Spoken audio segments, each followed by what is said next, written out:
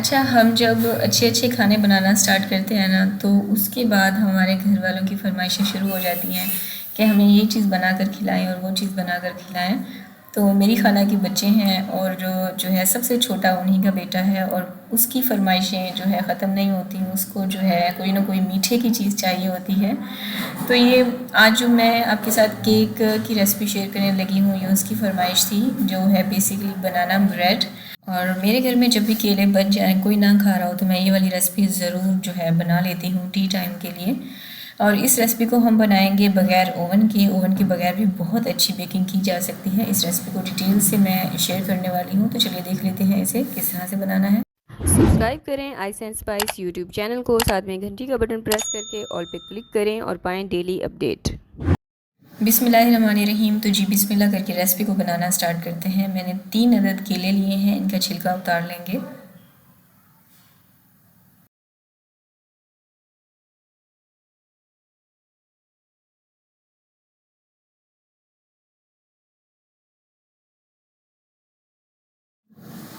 दो अदद इसमें अंडे जाएंगे। अच्छा, बेकिंग की साइंस होती है कि इसमें जो भी चीज़ इस्तेमाल की जाती है ना, वो सारी चीज़ें अपने रूम टेम्परेचर पर इस्तेमाल करनी है, यानी कि फ्रिज से ठंडी ठंडी चीज़ें उठाकर इस्तेमाल नहीं करनी। तो जो अंडे हम इसमें ऐड कर रहे हैं, ये रूम टेम्परेचर पर होने चाहिए। अब इनको अच्छे से मैश कर लेंगे।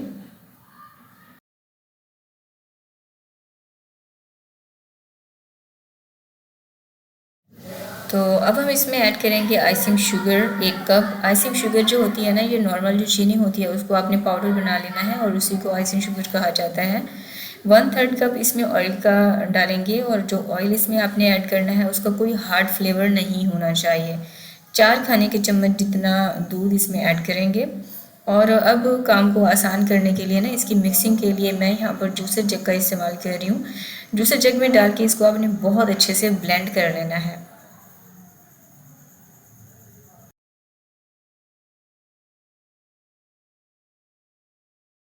अच्छा, मिक्सिंग आपने इसकी इतने अच्छे से करनी है कि इसमें किसी भी किस्म की कोई गुठली या फिर कोई लंप नहीं होना चाहिए।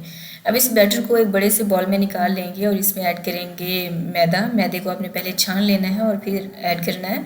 मैंने इसमें 1.5 कप मैदे का इस्तेमाल किया है। बेकिंग पाउडर इसमें जाएगा 1 टीस्पून, बेकिंग सोडा 1/4 टीस्पून, और चुटकी एक इसमें जाएगा नमक। ये जो मीठे की तेज़ाबियत होती है ना, नमक उसकी तेज़ाबियत को ख़त्म कर देता है, फिर वो मीठा जो है वो हमारे गले को नहीं लगता है। अब इसको आपने बहुत अच्छे से मिक्स करना है। केक में किसी भी किस्म की गुठली नहीं होनी चाहिए, ना ही कोई लंप होना चाहिए। तो मैंने यहाँ पर हैंड विस्कर का इस्तेमाल करते हुए इसको अच्छे से मिक्स कर लिया है। अब इसमें ऐड करेंगे 1 teaspoon vanilla essence. Vanilla essence डालने से ये होता है कि आपके केक से ना अंडे की स्मेल नहीं आती है। अंडे की स्मेल को वनीला एसेंस ख़त्म कर देता है, तो ये इसलिए डाला जाता है। अब हम इसमें ऐड करेंगे कुछ चोको चिप्स। 1/2 कप हमें चाहिए चॉकलेट चिप्स, और इसके ऊपर आपने 1 से 1.5 खाने का चम्मच मैदा डस्ट करना है और इसकी कोटिंग कर देनी है। ये इसलिए किया जाता है ताकि जो है चॉकलेट चिप्स जो है ना, ये केक की सरफेस पे यानी कि उसकी तह में जाकर ना बैठ जाए, बल्कि केक में इवनली हर तरफ जो है फैली हुई नज़र आए। तो अब इन्हें केक बैटर में डाल देंगे। अच्छा, मुझे ना इस सीज़न में मक्खी बहुत ही ज़्यादा तंग कर रही है। मैं तंग आ गई थी। जब भी शूट करने के लिए खड़ी होती हूँ, मक्खी लाजमी आ जाती है, तो प्लीज़ इसको अवॉइड कीजिएगा। जितना मर्ज़ी सफाई रख लें, ये नहीं जा रही थी। केक बैटर और चॉकलेट चिप्स की मिक्सिंग के बाद अब मैं आपको दिखा देती हूँ कि अगर आपके पास बेकिंग के लिए कोई टूल नहीं है ना, तो किस तरह से आप केक घर पे बना सकती हैं। तो ये चाय की पतीली ना अमूमन हर घर में ही होती है चाय तैयार करने के लिए। तो सबसे पहले आपने इसको ऑयल ग्रीस करना है। उसके जो है बाद आपने इसकी जो है तह में बटर पेपर लगा देना है। अगर ये वाला सादा बटर पेपर आपके पास नहीं है ना, तो आप इसकी जगह पर जो है अखबार का भी इस्तेमाल कर सकती हैं। इसके ऊपर भी थोड़ा सा आप ऑयल लगा दीजिएगा। अब जो बैटर हमने तैयार करके रखा है वो इसमें डाल देंगे, और बैटर की कंसिस्टेंसी यही होनी चाहिए जो आपको नज़र आ रही है।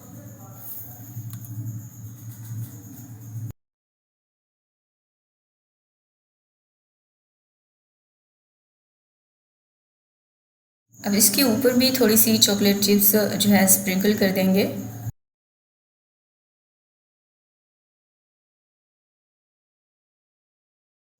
अब इसे टैप टैप करेंगे ताकि इसके अंदर किसी भी किस्म की बबल्स होंगी तो वो सारी ख़त्म हो जाएंगी। अब क्योंकि हम ये वाला केक जो है बग़ैर ओवन के तैयार कर रहे हैं, उसके लिए मैंने पतीले में एक आयरन स्टैंड रख कर अगर ये वाला स्टैंड आपके पास नहीं है, आप इसकी जगह पर स्टील की कटोरी भी रख सकती हैं। ठीक है, 10 मिनट पहले मैंने इसको गर्म होने के लिए रख दिया था मीडियम आंच पर, और उसके बाद आपने बहुत ही एहतियात से इस पतीले को पतीले में रख कर बेक करना है, कम से कम भी 45 to 50 मिनट्स तक के लिए। और 40 मिनट से पहले आपने इस केक को चेक नहीं करना। ये जो 20 मिनट के बाद आप झातियाँ मारती हैं ना कि देखने के लिए कि हमारा केक तैयार हुआ है कि नहीं हुआ, यही मिस्टेक करती हैं। इसी वजह से जो केक होता है ना वो दरमियान से बैठ जाता है। तो मेरे इस केक को बेक होने में 55 मिनट्स लग गए थे। अब ये डिपेंड करता है कि आपने केक को किस आंच पर बेक होने के लिए रखा था। केक को हमेशा जब भी आप पतीले में बेक करें तो इसको बिल्कुल लो आंच पर बेक किया करें।